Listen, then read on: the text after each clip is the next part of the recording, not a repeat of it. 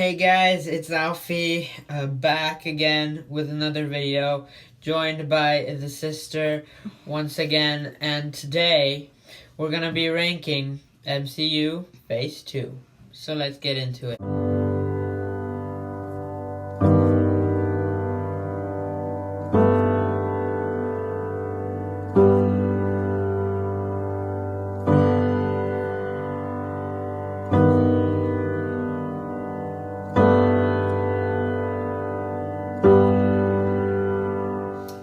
So, this is our second video in this series. We did Phase 1 last week, so check that out in the description. I'll have a link.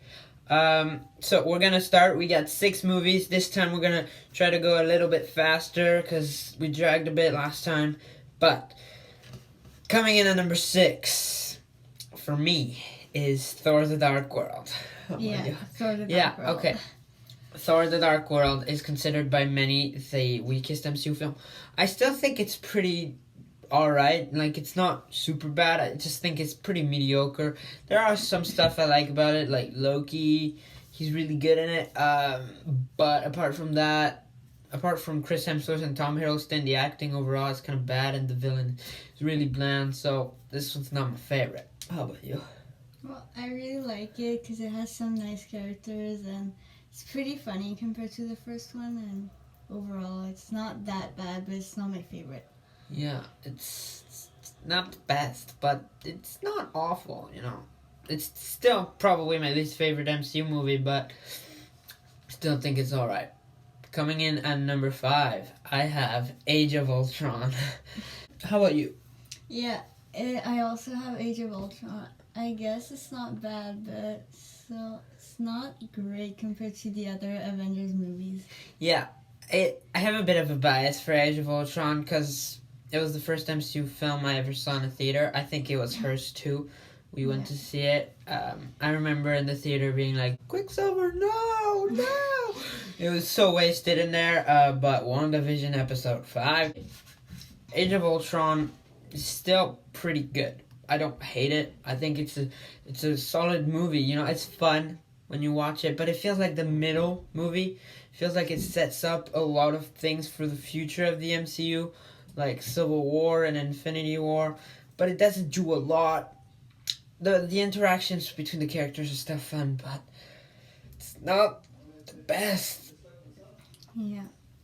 Well, some characters are also annoying at some points, and yeah. And Thor's bath stuff is also is Ultron weird. is not the best villain. Yeah, compared to him in the comic, I've never really read the comics with Ultron, so I can't really complain. I think he has a fun presence, but he's not very menacing. That's the problem. And also his motivations are they're not that original. It's Yeah, just take over they the are a world bit and, cliche, that's for sure. But I still think it's a fun movie. You know, you have you're at the party scene where they're trying to lift Mjolnir and all that stuff. So it has fun. the cast is really good altogether, but overall it's not the best. Next for me, number 4, I have AntMan. Yeah. Okay, so we're getting a lot of the same ones at the beginning, but I assure you it will probably change as we get into the top 3. AntMan is one that I did not remember was this good. We rewatched it this week, and it's always one I forget how good it is because it's not super memorable, but that's also a good thing because that makes it really rewatchable. I think the whole cast is great. You know, you got Paul Rudd as Ant-Man, he's awesome, and you got Cassie, she's so cute, and oh god, and you got Luis. I mean that's something. It doesn't have the craziest action, but it's still pretty fun. The villain is a bit mediocre, but apart from that, I think this is a very good movie. It's a fun time, you know. It's not trying to be big. It's just ant-size movie Ant-Man. I kind of like how it's like more focusing on like humor than the actual action for most of the movies, so it's really fun. Yeah. It's a pretty good movie. We enjoy it quite a bit. Now, coming in at my number 3, this is, in my opinion, the most underrated MCU film. Iron Man 3. Yeah. Yes. Yeah, oh my god. I thought you would have Captain America 2 like way low. Iron Man 3 gets way too much hate just for that Mandarin twist. I mean, people get over it. The character Ben Kingsley's acting is better after the twist. His character is way more interesting after the twist than before it. Bloody hell, bloody hell. So, I have nothing to say about that. It's Tony maybe at his best, you know, with the dialogue and everything. He's just really fun, and his interaction with the kid, I think it's Ty Simpkins or Harley, but he's really funny. Has some really good action, especially in the third act. So I think this is a really good movie, one that definitely gets way too much hate, but...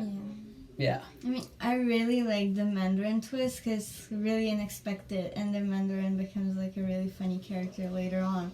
And yeah, it's just a really fun movie to watch. Yeah, so it's not like best, but it's not the biggest, really great. So, good. yeah. And number 2 for me... we're probably gonna have the same list, guys. I thought she would have Captain America the Winter Soldier a bit lower, but that's my number 2. Yeah, same. Yeah, so Captain America the Winter Soldier is one that's taken me a while to really appreciate because it's so complex. Yeah. And the first few times I saw it, I did not understand the plot. She saw it for the first time last week, so... She didn't love it at first because she thought it was a bit complicated. It's kind of confusing, like who's part of Hydra and what are they really trying to do and everything. It's kind of hard to follow. Yeah, I think that's why it's so cool. You know, every time you rewatch it, you get something new out of it. You're like, I didn't notice that before.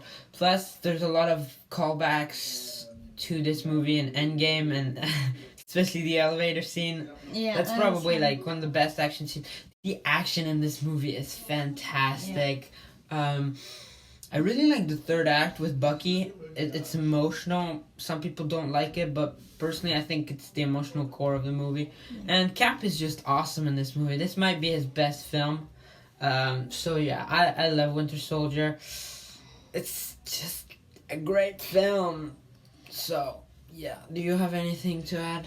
Yeah, I guess it's just kind of complicated, but once you understand, it's pretty fun to watch. Yeah. But our number ones, that was pretty obvious from the start. Guardians of the Galaxy. We're big fans of the Guardians. We rewatch the Guardians movies, both of them, because we love both.